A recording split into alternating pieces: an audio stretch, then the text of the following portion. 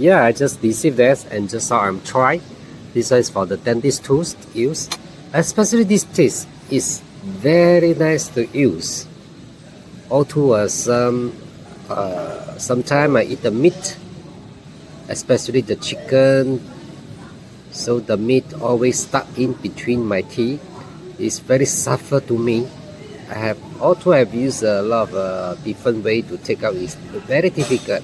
But after I buy from Shopee about this, then this too is very easy to remove up the dirt and the meat stuck in between my teeth.